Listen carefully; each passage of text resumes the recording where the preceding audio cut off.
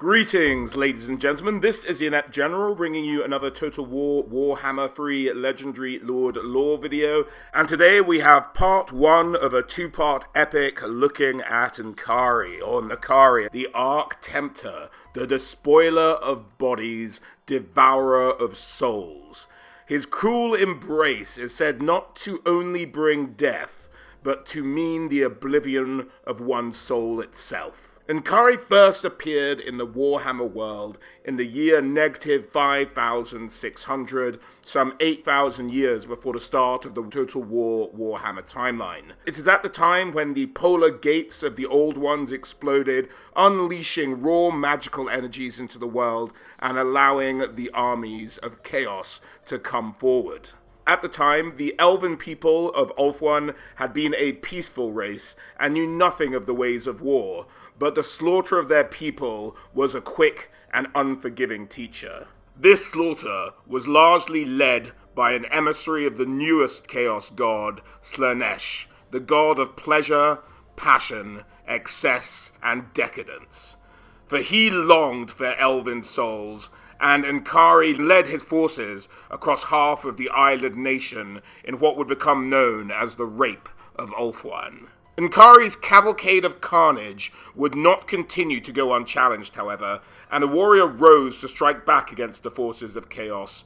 Anarion, a fighter without equal, who in desperation for his people offered up his own life to their god Asuryan. Walking through the pillar of eternal flame in Asuryan's temple, he came out the other side, the first Phoenix King. Blessed with the gifts of Asuryan in the form of enhanced strength, endurance, he basically came out a superpowered elf. He led the fight back against the forces of chaos. The elves won a series of victories, and other heroes soon joined Anarion's crusade, most notably Kalidor, the greatest elven mage of the time. This success against the armies of chaos brought some respite for a time, and Anarion himself managed to court and marry the Everqueen, and they had 2 children together. The tides of chaos were unending, however, and the elves faced gradual annihilation. N'Kari and his forces had found their way to Avalon, where the Everqueen and Anarion's children lived while the Phoenix King was away campaigning. As he made his way through the province, he burned the sacred forest, which had long been home to elf and tree spirit alike. As Avalon burned, Oakheart, as he was known to the elves, or who we might know better as Durfu, fought alongside the elves, but Avalon could neither be saved by valor or strength of arms, and N'Kari's forces turned all to ash. It was late on the last day of the Battle of Avalon that Astriel came to her friend Oakheart and asked him to protect that which was most precious to her, her children, and get them away from the coming doom. As the forest burnt around them, Durfu stood silent, for to carry blooded creatures through the world routes was forbidden, but he could not let these innocents die, and agreed, taking them to Athel-Loren, but warned the Everqueen there would be a price to pay for saving her children. Just at that moment, N'Kari burst through the elven lines, bellowing in triumph as it moved towards the Everqueen. She kissed her children for the last time as N'Kari swept aside the last of her bodyguards. The kindly tree spirit whisked the Everqueen's children away as she summoned what little magic remained to her and went calmly down to join the battle and meet her destiny at the hands of N'Kari or his minions. At the news of his wife and supposed death of his children, Anarion was overcome with grief, bitterness, and a titanic fury. He hunted down N'Kari, and in the ruins of Illyrian, he slew the Keeper of Secrets, banishing the demon from the mortal plane. Still in the throes of grief, he swore to kill every demon on the face of the world, and rode his dragon, Indromir, to the Blighted Isle, where he intended to take up the sword Widowmaker, a weapon of terrible power, as old as the world itself. It is the ultimate weapon, death itself made manifest, a splinter of the fatal weapon forged for the elven god of murder, Cain. All know taking up the sword comes at a terrible price. It invited death, damned your soul, and doomed your entire lineage. Anarion, though, felt he had nothing to lose, and took up the cursed weapon. In the years that followed, Calidor, the great mage who had tried to dissuade Anarion from taking up the sword, came up with the idea of a method of sucking all the excess magics from the world, banishing the demons in so doing. The idea seemed too outlandish, too dangerous. Anarion wanted to fight the demons back with strength of arms, and so at the time turned down his friend's proposal. At the same time, the sword had started to take its toll on Anarion's sanity, and he grew darker in spirit and action. He also met Marathi and took her as his partner. Together, they had a son, Malekith, who would go on to be known as the Witch King. As the years rolled on, the elves continued to dwindle. It was clear to all now that their extinction was inevitable. Calidor, in this time of need, returned to his old friend, stating that despite his misgivings, he had gone ahead and made arrangements for the ritual of the vortex to begin. They'd run out of options now, and he didn't seek Anarion's permission. He was just going to do it. Anarion, although initially annoyed at Calidor's actions, agreed with his friend in the end, and came to aid him in the establishing of the vortex, and took every flying mounted soldier he could find, and made their way to the Isle of the Dead. It is said it was Kairos Fate Weaver himself who'd first noticed the ritual of the vortex occurring, and realizing the threat it posed to the forces of chaos, summoned a huge force to stop the elven mage. And so, in this battle for the vortex, an army of elves led by Anarion and his dragon riders clashed with the forces of chaos as they unleashed all their fury on this tiny island. Soon the first Phoenix King came face to face with Kairos Fateweaver himself, eventually managing to slay the Lord of Change, but he was hurt in the process, having fractured a couple of ribs and been struck to the ground. Rage filled Anarion as he looked across the battlefield. He glanced around him at this time and caught a sight of another gigantic figure, slaying the last guardians of the doorway beyond which Calidor and his mages still struggled to maintain their spell. The warding spells could not stop it. The guardians were not even trying to. They were throwing themselves willingly onto the monster's claws and greeting death as they would a newfound lover. There was something obscene about the way they went to meet their doom. Anarion's heart sank. He knew this four-armed creature. It had taken all his strength to kill it once, and now here it was again. This was Ankari, the Keeper of Secrets, one of the deadliest servants of the gods of chaos and leader of the forces of Slaanesh. "I see I must slay you again," Anarion shouted to get the demon's attention, "or will you escape your just doom by some new trick as you appear to have done in the ruins of Illyrian?" Ankari laughed, its beautiful woman's laugh, and the wind bore its pungent, erotic aroma to Anarion's nostrils. Normal mortals would have been bemused, but Anarion was hardened against any temptation it might have borne. "Arrogant mortal, I let you live once, so I might experience the sensation of defeat. Now, I am gorged on 10,000 souls, and I am invincible. Be honored. Your soul will learn agony and ecstasy under the lash of the Dark Prince of Pleasure once I send you to meet him." Ankari sprang, and its huge crab-like claw snapped together where Anarion had been standing but a moment before. It was a feint, and it caught Anarion with its other hand. Aphrodisiac poisons poured from its nails. Its cloying perfumed breath filled Anarion's nostrils. For a moment he was dizzy, and his legs threatened to give way beneath him. "Now is the moment of ultimate pleasure," said the Keeper of Secrets. "You will fall to your knees and adore me before you die, Phoenix King." Anarion lashed out with his blade, slashing the creature's chest. Such was the demon's power that the flesh tried to knit behind the blade as it passed. But nothing could resist the fatal power of the sword, and after a moment, Ankari's flesh smoked and burned. "I do not fear you, or the blade you carry," said Ankari, and there was an odd strain in his voice. "I will teach you to do so, before the day is much older," said Anarion. Rage filled the demon's eyes at this mockery. His massive claw swung round and gripped Anarian's chest. It closed, and Anarian felt the weakened armor buckle and his ribs snap. "You will not defeat me again, mortal." Anarian reached out with his hand into the cavity that the black blade had made. He pulled forth the demon's still pulsing heart and raised it before him. "No!" bellowed Nkari. Anarian closed his fist, crushing the heart. The demon spasmed, as if the organ being pulped was still within its chest.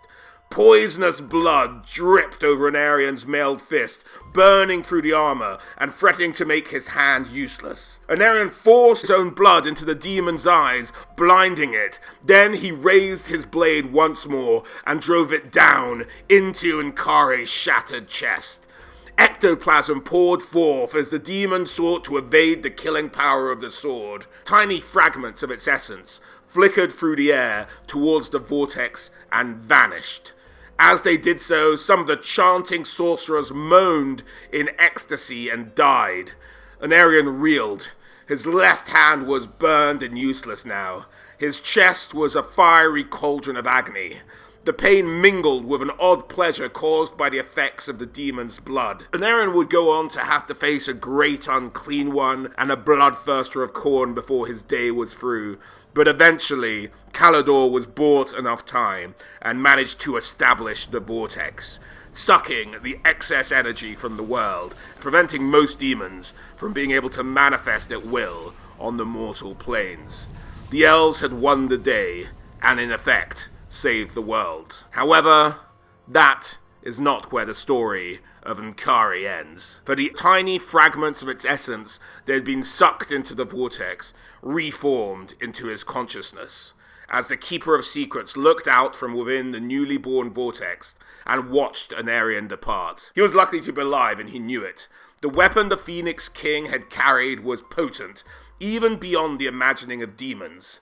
Never in all his eons of long existence had Nkari experienced anything like this.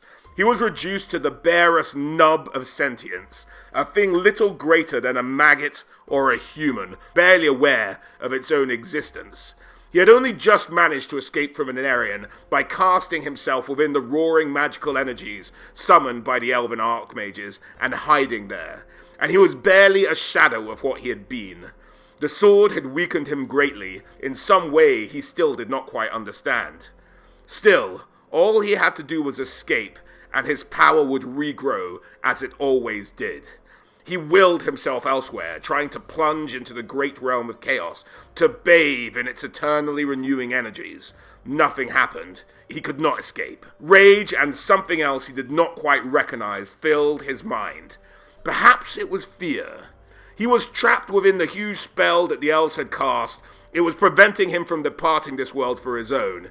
Even now, some vague sense of self-preservation warned him to keep still, to do nothing, to gather his strength. Around him were beings of awful power, the ghosts of the archmages who had given their lives to weave this spell. They were weaving it still. His encounter with Anarian had left him so weakened that he would have no chance if one of those terrible ghosts were to turn their attentions on him and a small flaw in the vast matrix of spells he occupied. They could squash him from existence with the barest effort of their will. It was painful and humiliating for Nkari to admit his plight to himself, but it had been a long time since he had enjoyed these sensations, and he determined to make the best of it. Now he needed a plan, a way to escape from this enormous trap of a spell without the ghost noticing him. He needed to wait, and husband his power and let his strength regrow until he was himself again. He did not doubt that it was possible, and that he would get out of this place. He was a demon. Time had little meaning for him.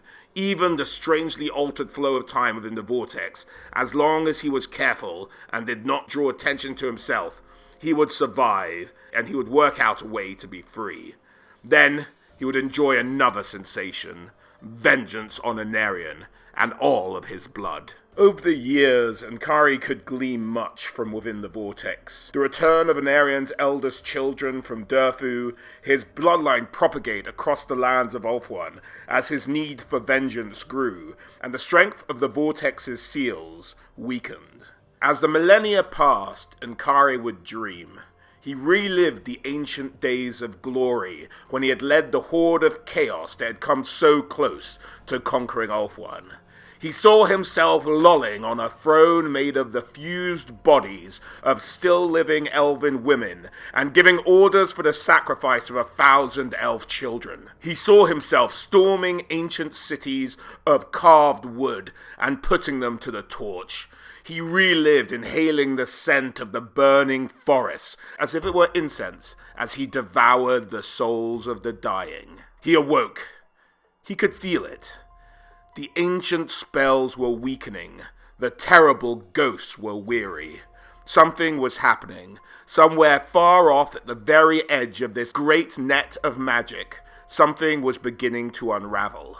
He had waited in the center of the web of power for thousands of years, keeping still, drawing no attention to himself, accumulating tiny amounts of magic whenever he could, when he knew that it would not draw the attention of his presence.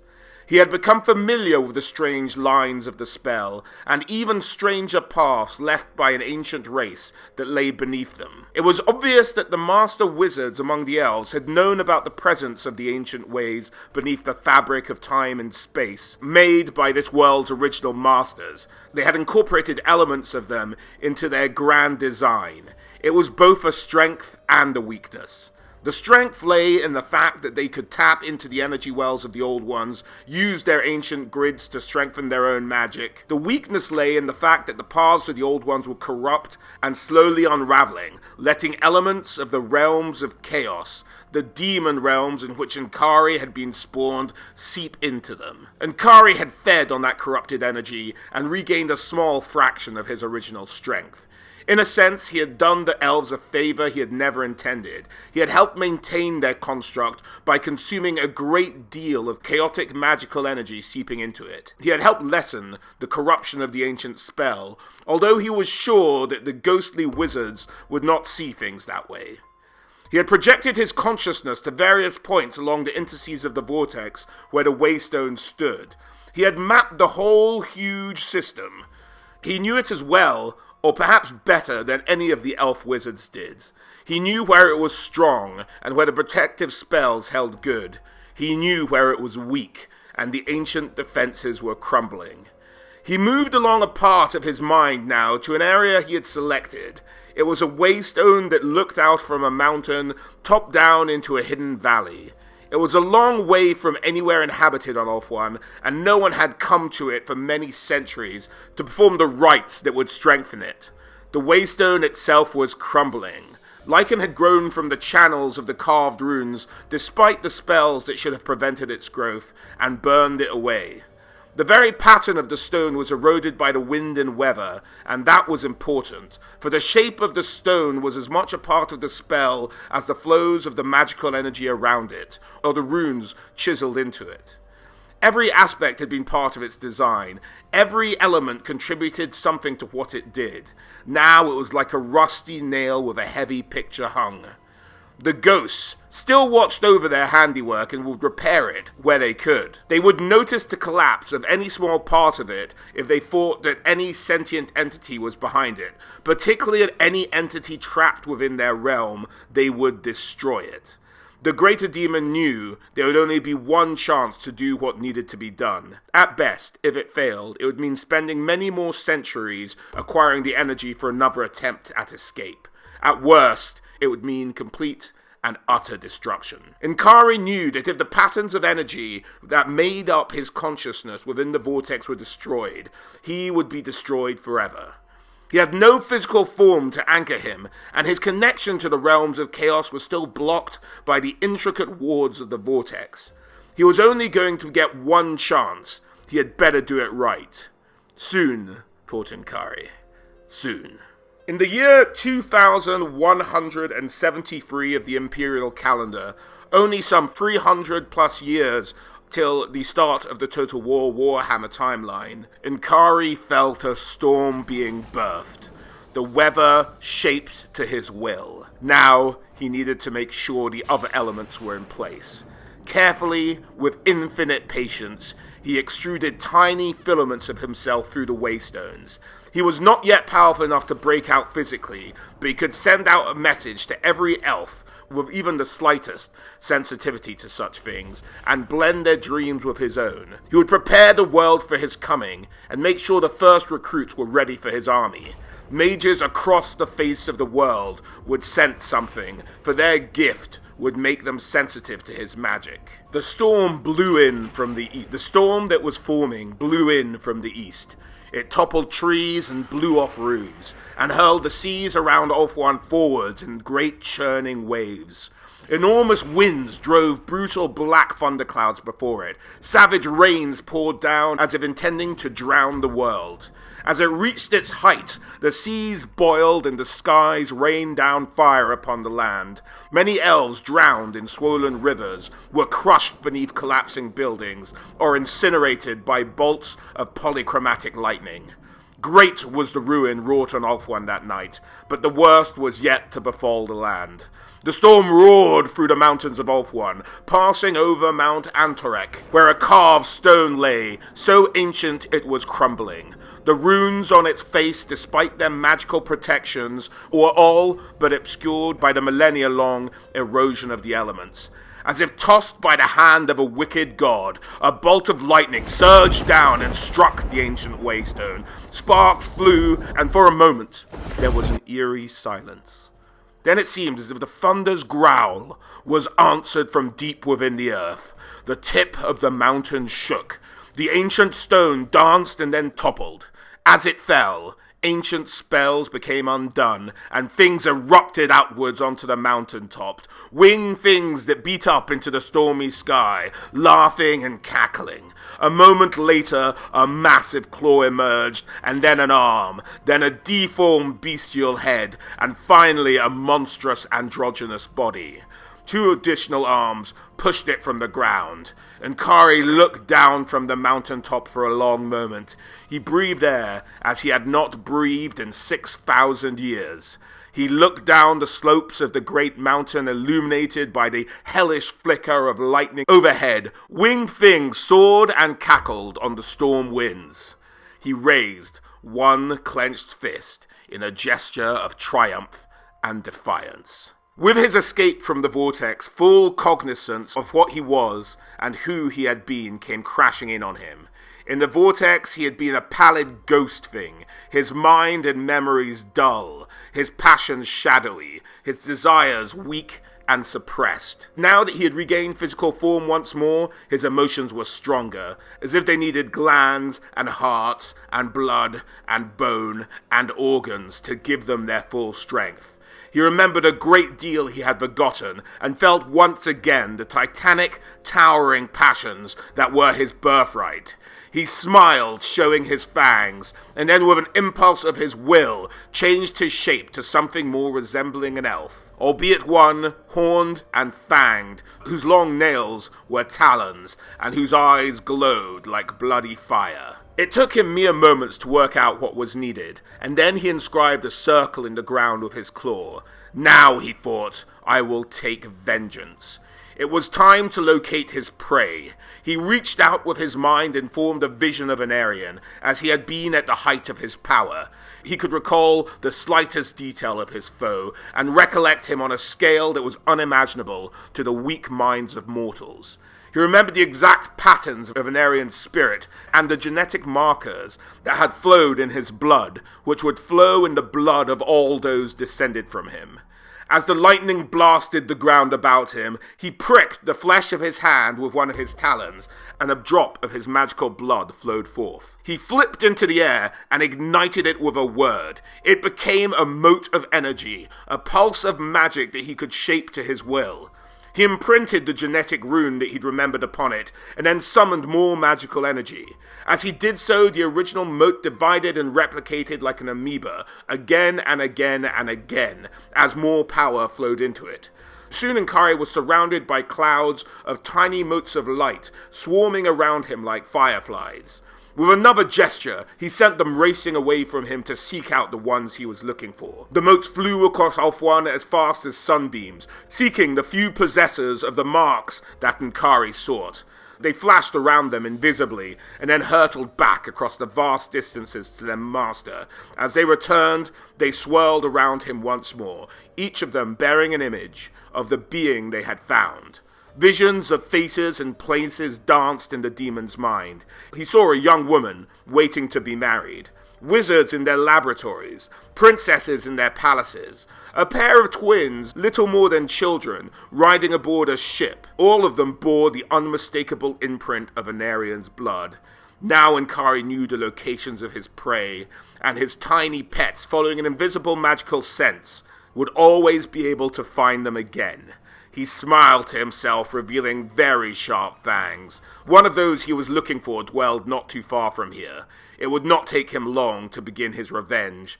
Within the passing of the moon, he swore, he would have wiped out all of the line of Anarian from the face of Ulthuan, and he would make this world pay for the long millennia of his incarceration. He roared with ecstasy. He began to work on another spell, one that would reach out to all those whose dreams he had touched and who were vulnerable to his influence. It would draw those he needed to him, and it would let him sense their presence. He would need followers, an army of them, if he was to achieve his goal, and he would need other things, demons to follow him and slay his enemies on his command. He would need worship to nourish him, and souls on which to feed. His great bellow echoed for scores of leagues, and those who heard his voice above the crack of the thunder shuddered. Soon after, not too far from where he had emerged, Nkari made his way to a forested clearing. Now in the form of a beautiful elven maiden, he appeared before an orgiastic cult of elves. Nkari had sensed their corruption from afar, smelled their decadence like the odor of a rich and corrupt night-blooming orchid. She had surprised them and filled them with wonder and terror by materializing at their orgiastic rites to celebrate their devotion to Slaanesh. There were some of those who had been summoned by Nkari's original dream spell, who had made their way into the mountains seeking to answer its call. Nkari smelled her spell on them like the last lingering remnants of some old perfume. Their rite had already provided a morsel of sustenance, and before the night was over, they would provide a great deal more. Nkari studied their leader closely in the light of the moons. "I require your obedience," she said. She sensed their confusion. These elves had been playing a dangerous game, performing rites of pleasure for their own gratification, thinking that there would be no price to be paid, that nothing would come in answer to their summons. They had discovered that they were wrong, and they were at once exalted and terrified by what they had done. "We are your slaves, mistress." They bowed before her and resumed their orgiastic behaviors. These would be the foundation of the demon's army, as Nkari and her new-found allies made their way to Toranan. By the time Nkari's forces had made it to Toranan, a provincial holding in the valley beneath Antarek, she'd managed to amass quite a force, not only of the cultists who were now following her, but also of other demons. And although the poor elven defenders fought back, there could be no hope to prevail against the unholy fury of the demon. Furies dove and wheeled in the sky like misshapen bats, their shrill cries freezing the blood of all those who heard them. Rage-maddened bloodletters and blood-crushers hurled themselves again and again at the defenses, splintering wood and shattering stone, desperate to slay the elves that cowered inside. Nkari waded through the bloodshed, and the elves scattered before his coming, all save Ianith, Lord of Toranan, and his household guard. They formed a wall of spears against the demon's onslaught, only to have their weapons splintered on Nkari's hide. Snapping the Lord's sword beneath the pincers of one massive claw, Nkari thrust his fist into the elf's chest. Closing his fingers around the Lord's heart, the demon tore the still pulsating organ from the noble's body. Nkari brandished the heart briefly before the elf's dying eyes, bellowed in triumph, and swallowed it whole. Casting the limp corpse aside, the Keeper of Secrets turned his back on the ruins of Toranan and sought out his next victim, for the Lord had been a descendant of Anarion, and his job was done here. By the time he and his cultists were finished, it was as if a crowd of maniacs had rushed through the place, breaking everything precious they could find. Discarded clothing, blood-soaked, lay everywhere. They left odd outlines of elven shapes where the magics of the demons had rendered them to naught but ash. His lust-maddened elves and other things had rolled in the blood and had wild sex against the walls. And everywhere you looked, the words Slaanesh and Ankari were written in excrement and blood. Once he'd left Toranan, Ankari changed his form again to wear that of a mighty, muscular human warrior with the head of the bull and the lower body of a horse. It allowed him to move quickly, and he enjoyed the sensation of being a quadruped. There was something about that he always found stimulating. It was easier to hold the shape for longer now. He was growing accustomed to this reality and its restrictions. He was learning to use the flows of its magic almost at will. Behind him, his army awaited their instructions. It was not as impressive a force as he would have liked, but it was growing. It now consisted of dozens of bound demons, several hundred cultists. Some of them had been recruited from farmers and smallholders encountered en route to Toranan. Many more had joined him after the destruction of their own town. The souls of those who refused to submit to the ecstatic disciples of the cult of pleasure were swiftly dispatched to the underworld. Bait and sustenance for demons Ankari had used them to summon. In general, that had not proved necessary in more than half of the cases. There was a strong, pleasure-loving streak in most elves, and given the choice between death and a life of drug-fueled, esoteric pleasure, a significant number made the right choice. The rest had provided an interesting distraction. Sometimes the allegiance of families had been split, and Ankari had required the new recruits to prove their loyalty by sacrificing those who refused to join.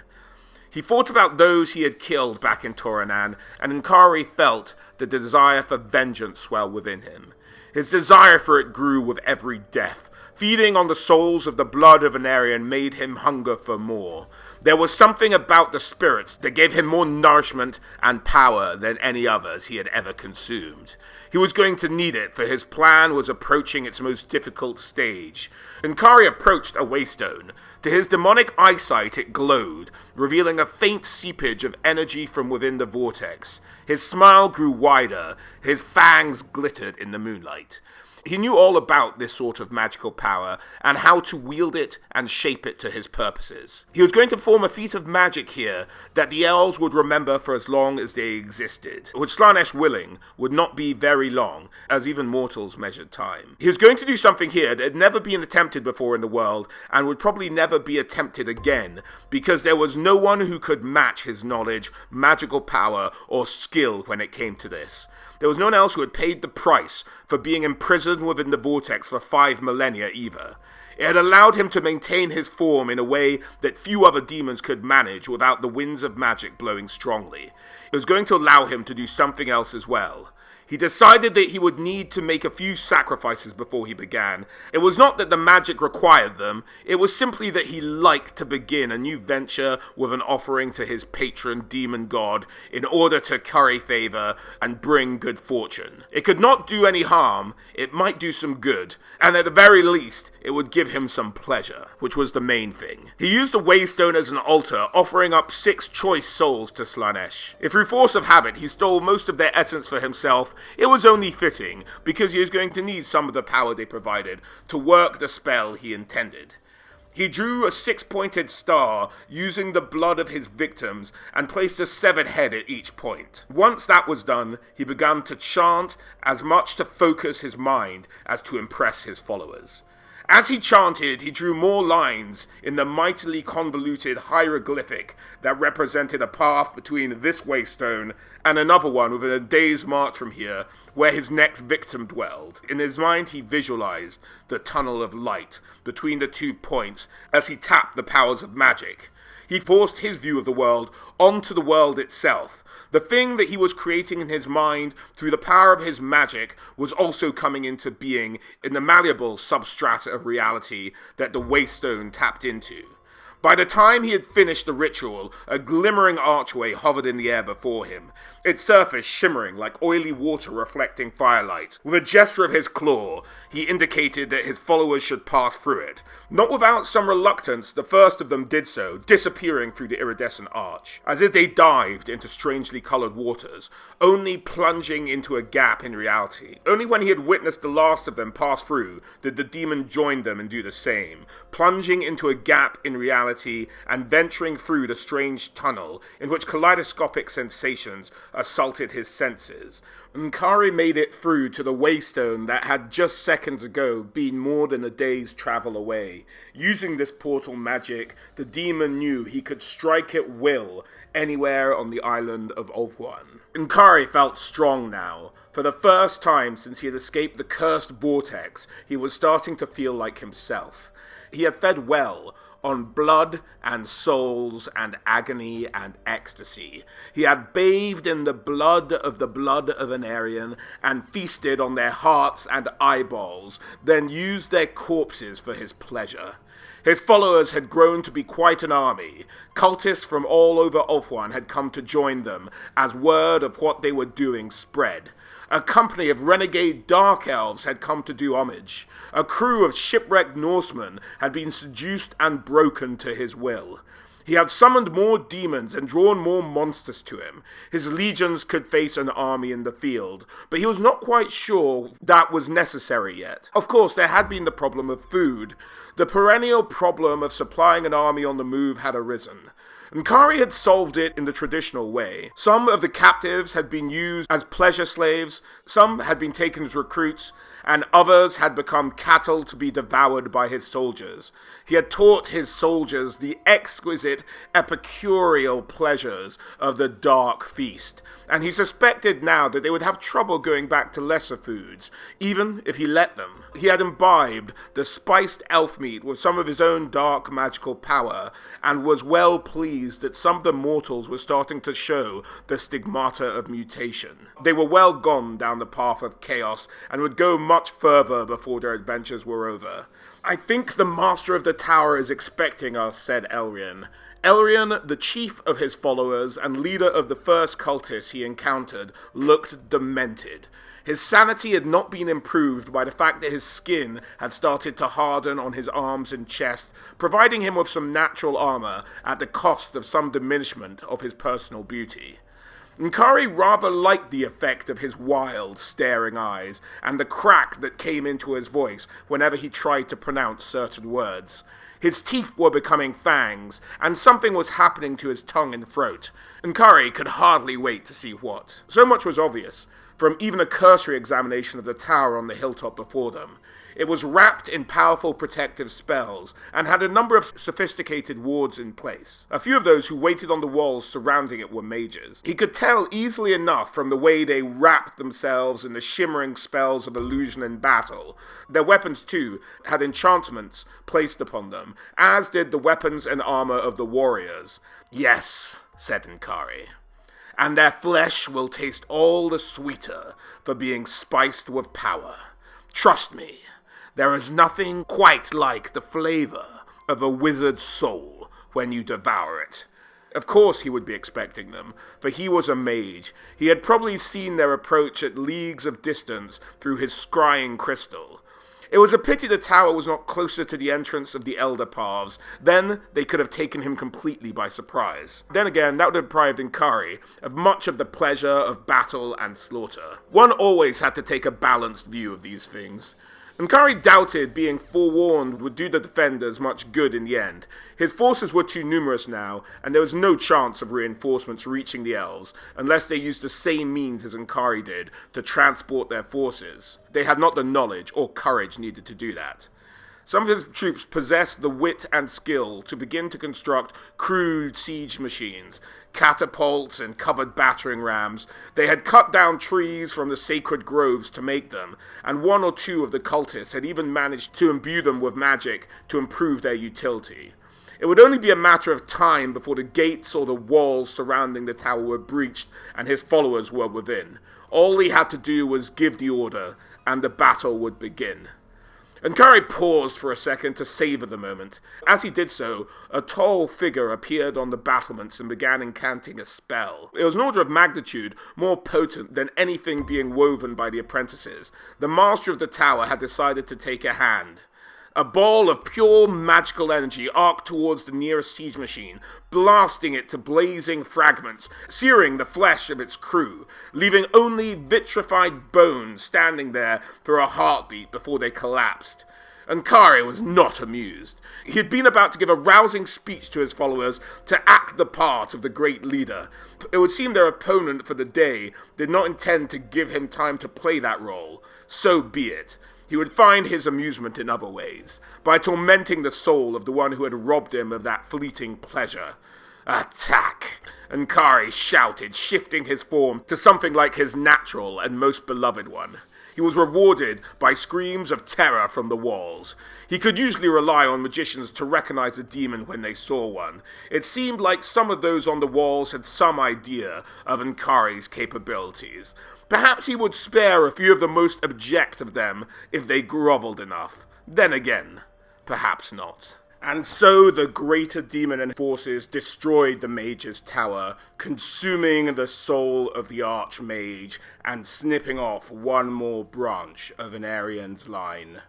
Then he moved on to the great city of Torivres. Ankari roared as he raced through the streets of Torivres, killing as he went. He was strong now. He had eaten many souls and supped on many pleasures, his own and others. He felt almost as mighty as if he had the day he faced Anarian millennia ago. His army was strong enough to take even an ancient walled city like this one. Hundreds of partially altered warriors had joined him. He had found more humans, shipwrecked mariners from the old world, groups of beastmen who had somehow survived in the high mountains and kept to the old ways had been drawn to him. Decadent elves had responded to the summons of his magics. Souls offered up in sacrifice had multiplied the number of demons bound to his will. All of them rampaged through the streets of the city now, maiming, killing, raping, torturing, and pillaging. Terror and pleasure and hatred and fear pulsed through the air around Ankari. It was like a banquet to him. He drank it all in. A company of elf soldiers formed up in the square ahead, moving in disciplined phalanx to repulse a company of his beastmen. The brutes threw themselves against the steady line with simple-minded ferocity that might have worked had they been facing tribesmen as primitive as themselves, but which had no chance of success against these foes. Briefly, Ankari considered aiding his followers, of using his own power to break the bodies and spirits of the enemy, but he sensed the opposition to his presence was growing, and he still had a task to perform here. Somewhere out there, a cabal of wizards was using its power to strengthen the ancient ward against his kind that had been built in ancient days. These were spells that could hurt him. They were already making him uncomfortable, and they had the potential to banish him from this place if he was not careful. He was not going to take the risk of that happening until he had completed his vengeance on the blood of Anarian. He could sense the nearness of the prey he sought. His nostrils flared in response to what his spiritual senses detected. Saliva filled his mouth and dripped onto the ground. Ilarion at his side, the cultist leader, leapt forward and groveled in the dirt, licking up the demon's saliva, moaning in ecstasy at the pleasure that contact with Ankari's secretions always gave to mortal things. Ankari trampled on his back, leaving great talon marks on the writhing acolyte's flesh, forcing Ilyrion's face down into the puddle of drool as he strode forward. Ahead of him was a small tenement house, inside of which a few warm bodies huddled, the ones he sought. Two elves half-garbed in their militia gear, who had obviously been trapped here en route to joining their unit, were being menaced by a group of beastmen. They bore the spiritual scent of the blood of Anarian. Ankari shifted his form, becoming an elf of spectacular beauty, goddess-like. He blasted his own beastmen in the back with a bolt of pure purple lightning and raced towards the elves. They stood there bemused by his loveliness and narcotic clouds surrounding him. "Quickly, follow me," in a voice at once seductive and commanding. "I will see you to safety."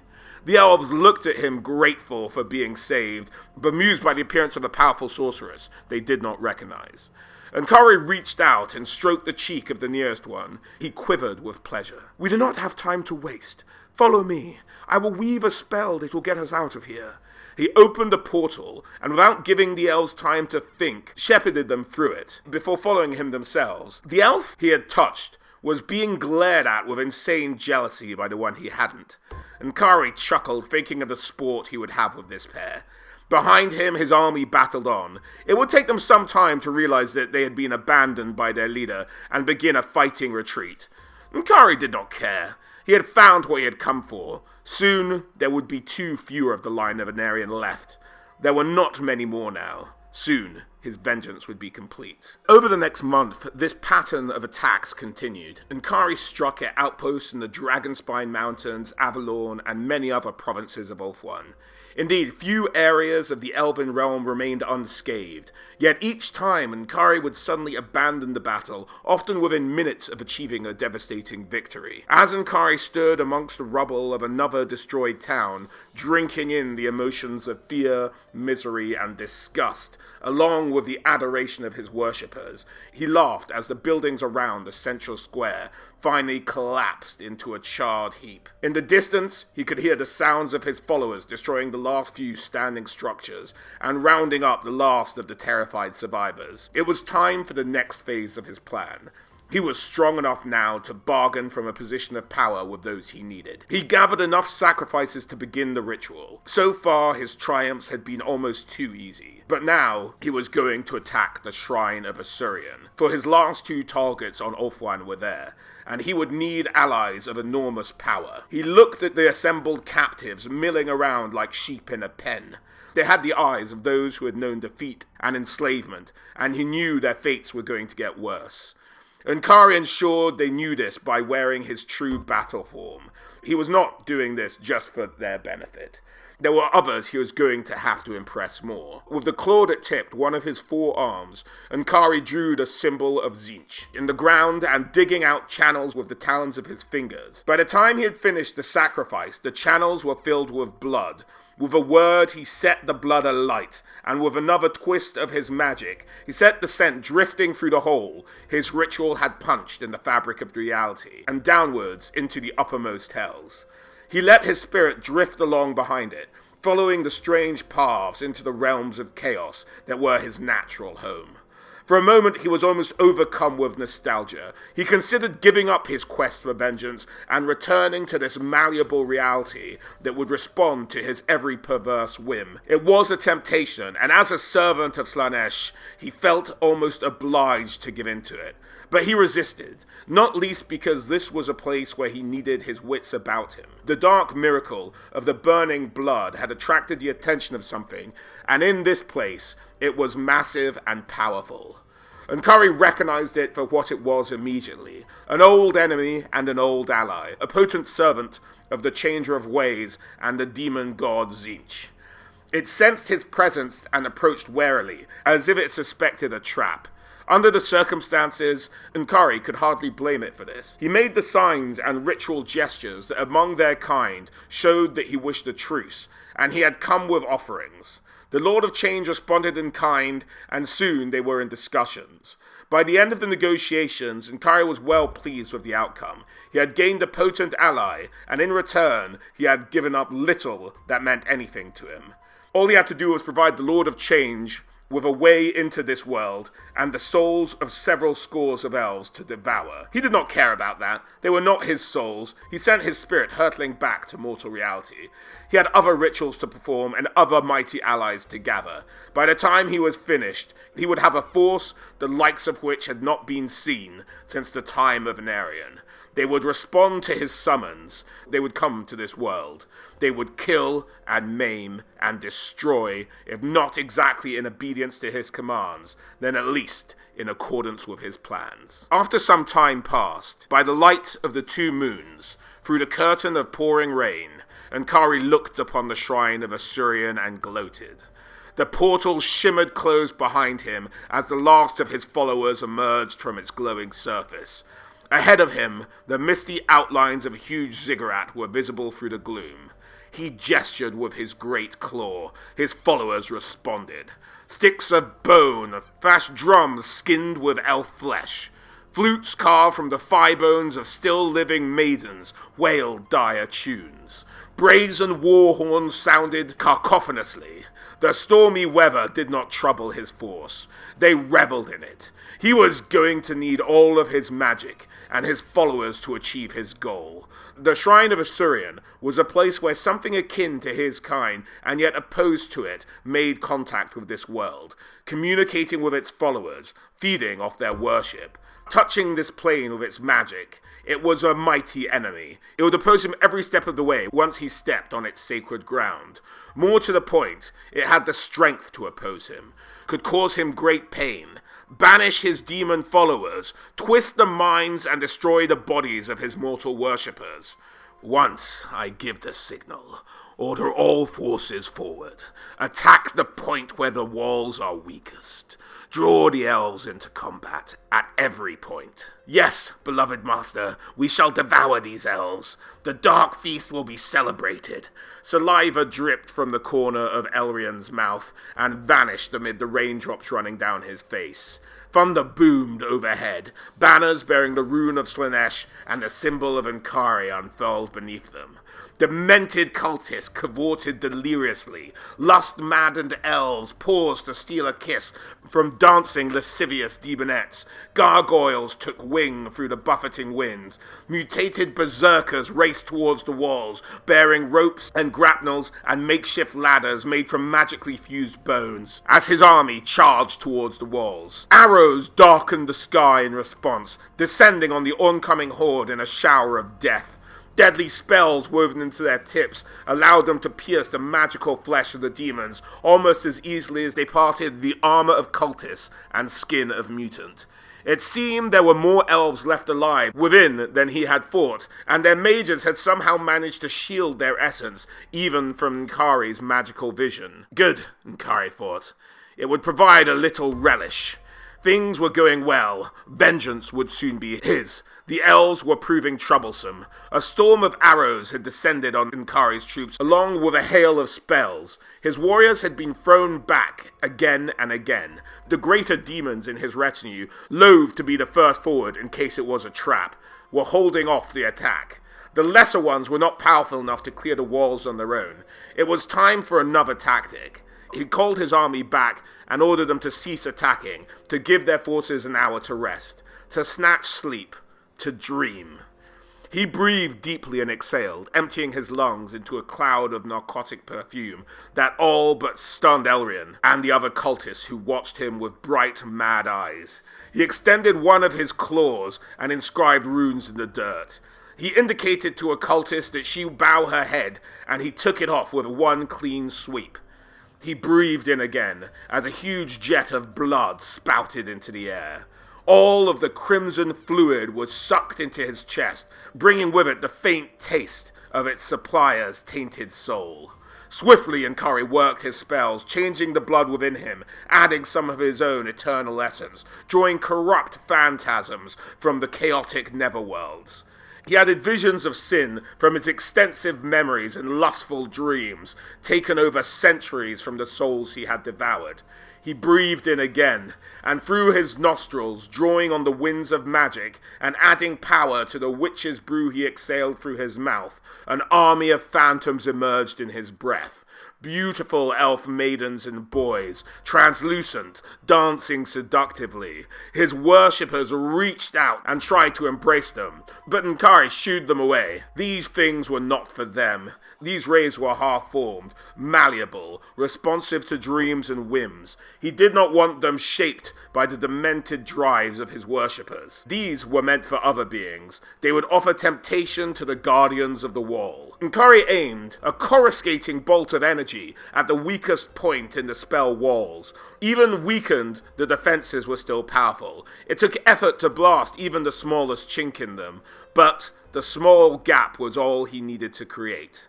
The raves followed through the gap, like water seeping through a small hole in a ship's hull, carrying within them a freight of dreams, desire, and demented horror. Screams of agony and delight soon echoed over the battlements, and when the cloud had finally dispersed, The ground around the exterior wall was littered with the half-naked bodies of fallen elven troops. The Chaos Warriors renewed their assault and went surging over the walls, almost unopposed. There were simply not enough elves to hold the shrine against the forces now assaulting it. The elven forces were soon overwhelmed by the number and sheer speed of the strike, and the forces around the exterior battlement soon fell. Ankari strode into the grounds of the shrine. Behind him, the gate was broken and corpses lay strewn everywhere. He was alone. The other demons would come no further, and the mortals were distracted by the pillage and raping. The air crackled with inimical energy. The light of Asuryan was strong here, but not strong enough to keep him from his goal. Not saturated as he was by power stolen from the vortex. He was enjoying using the full power of his battle form. It had been a long time since he had given full and free rein to his lust for combat. His only regret was that even with the backing of their god, these elves were barely worthy of death under his claws.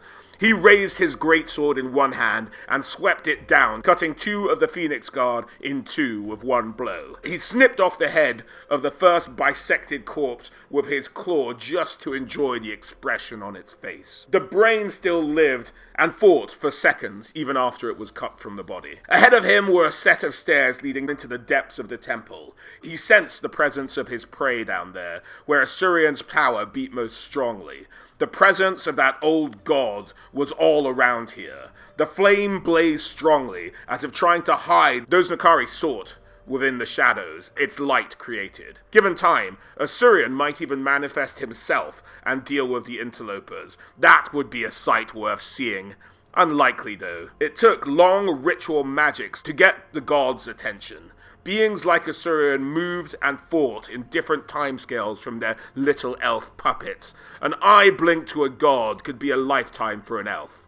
N'Kari reckoned that he could easily be finished with his work before Asuryan even realized there was a threat to respond to. Unless a very powerful magic was used of a type that was beyond the high elves of this age.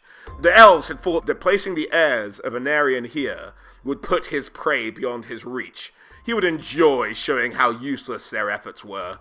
Once he had done that, he thought he would consider finishing the work he had begun 5 millennia ago and turn Ulthuan into his personal fiefdom. Laughing with joy, basking in the adoration of those elves who looked at him longingly, even as he killed them. N'Kari made his way toward the innermost sanctum of the Shrine of Asuryan. N'Kari burst through the doors of the inner sanctum of the Temple of Asuryan, confronted with the last 20 or so of the Phoenix Guard. Their faces were grim and unflinching. N'Kari moved quickly, with the lithe grace of a dancer and the beckoning seductive movements of a high-class courtesan. The first Phoenix Guard sprang at N'Kari, who easily parried the blow and cut the elf in 2. Like silent, stalking cats, the rest of the guards launched an attack against the greater demon.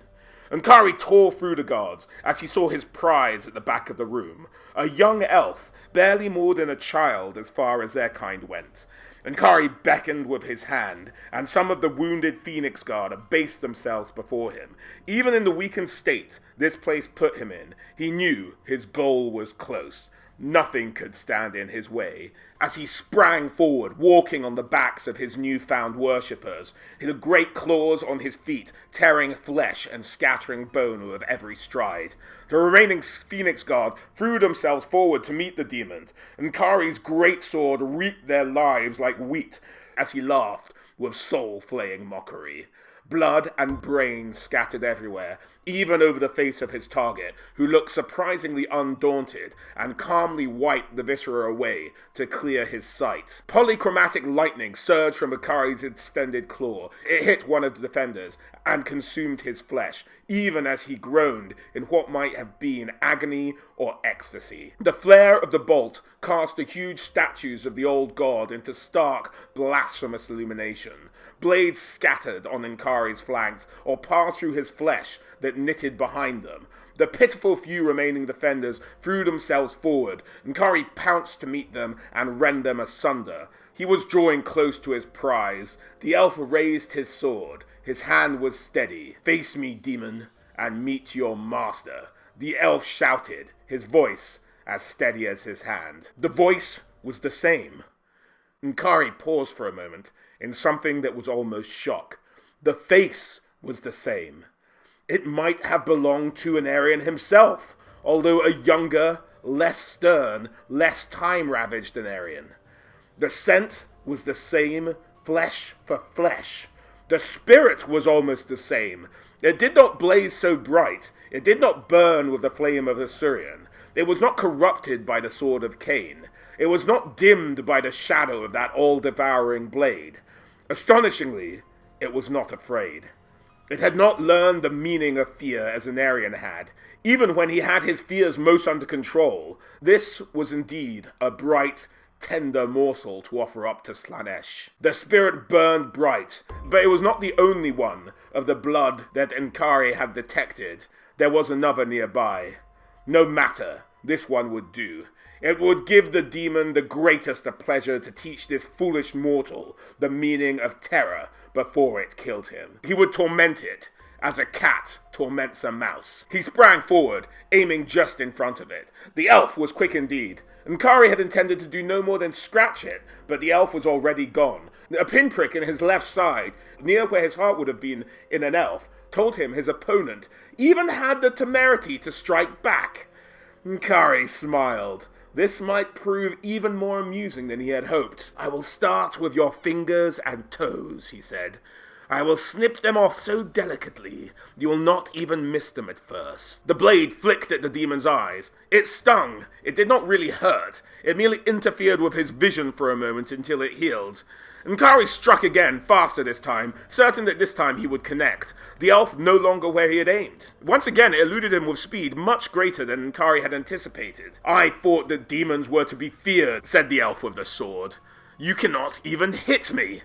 It was already backing away, though, as if it sensed that on the third attempt, Nkari would unleash his full fury. Tempting as it was, the demon resisted. He struck again, and thought at first he had connected, but then realized his claw had only hit the elf's blade. It was not exactly a parry. There was no way the elf had the strength to either hold or deflect the blow. He had simply managed to evade. It was only a matter of time, the demon thought. Nothing could defeat him. Then the elf began to laugh. This offended the demon. It bellowed in incoherent rage. Then its surprisingly beautiful voice said, "Chortle all you like, blood of an Aryan. The last laugh will be mine." The elf aimed the blow at the demon's eye once again, but Nkari expected it this time, and its riposte was so swift it took the elf by surprise, but who still managed to duck just in time, avoiding as the demon's claw snapped shut just where the elf's head had been. Nkari decided this little battle had gone on long enough. He had enjoyed toying with his foe, but it was time to get on with the real meat of the experience. He had a mighty soul here to offer up to Slaanesh, one which he would have taken great pleasure in corrupting into the ways of pain and pleasure, making it love and adore him before he offered its screaming spirit to his patron demon god. It was a pity he simply did not have the time for this. The presence of the accursed Assyrian was making it more and more difficult for him to maintain his form here, and somehow that presence was increasing. There was another descendant of an Aryan present here, and he was going to have to kill it before the pain became too great for him to endure. Of such little trials, life is made up, he thought, and laughed. He lunged forward with all his strength, catching the elf as he had tried to dance away from the blow. A moment later, Nkari's claws were on either side of the elf's neck. The warrior looked up at him with defiance that was amusing, and then spat in Nkari's eye. "Great and loving Slaanesh, I offer up this soul to thee," said Nkari, twisting the currents of magic around him with his mind. The power flowed through him. He felt an immense sense of satisfaction. His vengeance was almost complete. All he had to do was close his claw and twist, and another descendant of a cursed Aryan would be gone. He paused for a moment to enjoy the sweet sensation of victory. After all, there was going to be only one more opportunity to enjoy such a delicious sensation today. He would make his last offering to his patron special, he decided. Something so depraved and unspeakable that the Elves would remember it for the few paltry centuries their race would continue to exist. Yes, he thought, vengeance would be ecstatic indeed. A wave of fire crashed over him, and he screamed in agony. His claw spasmed open. The elf dropped from his grasp. The demon's anguished, orgasmic howl was deafening. Its carapace blackened and cracked. Greenish-purple pus leaked out and was consumed. And Kari turned his jewel gaze on this newcomer, who these flames had erupted from, and beckoned lasciviously, using a spell of compulsion and seduction. His spell was cut off by the elf mage, who had somehow managed to channel the power of the god of this place, a feat Kari would have thought impossible for any mage of this age, were he not suffering under the beautifully agonizing twin blazes of fire coming from this elf. The other of the twins he had been hunting, he recognized. This mage was the main threat. He could see that now. He had been duped into thinking of only of one of the blood of an Aryan, while the other sought a way to destroy him. And Kari moved towards the mage, pushing against the blast like a man pushing upstream against a strong river current. His claws clicked together menacingly. Only 5 steps away now, Kari told himself. He would destroy the wizard, then take special pleasure in destroying the warrior to make up for the loss. Then there was a sharp pain in his side. The warrior's blade had driven home, and his protections had faded under the fires of the mage. The blade hurt, but not as much as the flames, which he had to stop, as Kari took another step towards the mage. As Kari lashed out at the warrior, who spun away, the demon took another step towards the mage. Kari now loomed over the magically gifted elf, its great claw open within moments of snapping him in two. Realization crept over the mage's face that he did not have time enough to stop the demon. The mage sent out an arc of power past Kari. Too late, he thought, just as searing agony burned between his shoulder blades. He had thought the pain could not get any worse. He was wrong. The mage had done something new and terrible. Even as the power of his onslaught decreased, he had transferred some of the god's force to the warrior. Kari could kill the mage now, but if he did so, all the god's power would flow into the sword instead. It already held more than enough to destroy this physical form. If he turned to defend himself, he might be able to slay the warrior, but only at the cost of giving the mage a chance to escape. It was a hard choice to forgo part of his vengeance and wait for the time to recreate his form. The only good thing about the situation was that his victims were elves. If one of them survived, it would most likely live through the 100 years it would take for Kari to return to this world. He would take his vengeance then. Kari decided to kill the mage. It was better to be certain under the circumstances. The demon did not turn. The warrior leapt over the demon, using its shattered shoulder carapace as a springboard, twisting in the air to bring himself down in front of the demon, between him and his prey of the mage.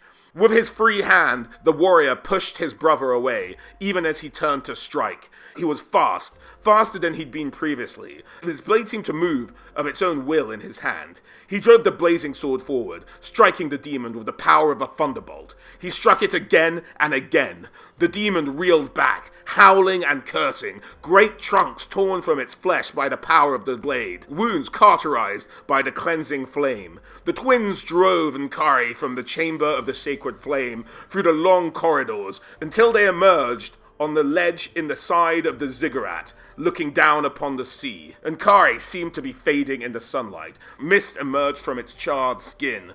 The warrior kept pushing forward, smiting as he went. The mage sent more bolts of magic crashing into the demon, and Kari staggered away, making for the great balcony overlooking the sea. The warrior's assault continued, and Kari's claw held high, bellowing in defiance. The demon had given up all thoughts of escape. He was going to make this his last stand. Now he would be at his most dangerous. The blade came down in a thunderous arc. The force of the blow, combined with the demon's enormous weight, drove it through the banister that lay at its back. It tumbled, heading towards the sea below, disintegrating like a meteor hitting the air, burning up like a falling star, and disappearing even before it hit the waters far, far below. The warrior let out a sigh of relief, and the mage limped into place beside him. They were exhausted, their hair and clothing scorched. "I think it's all over," the warrior said to his brother.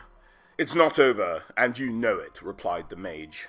After the destruction of their leader, the army that was assailing the Temple of Osirian faded away. The cultists in disarray were cleared up by the remaining elven defenders. And Kari had been banished back to his master's realm, and thoughts of revenge only intensified in his mind, focused not only on Anarian's blood as a whole, but particularly on these two troublesome twins. He was hurt, and it would take at least a century to reconstitute himself. His only solace, that elves lived long, and he would have his vengeance yet. But, ladies and gentlemen, that is a story for another day, because that brings a conclusion to part 1 of the Tale of Nkari. Part 2 will be out before Christmas, so keep an eye out for that. Other than that, guys, as always, I hope you enjoyed watching the video, and I hope to catch you all on the next one. Okay, guys? Bye.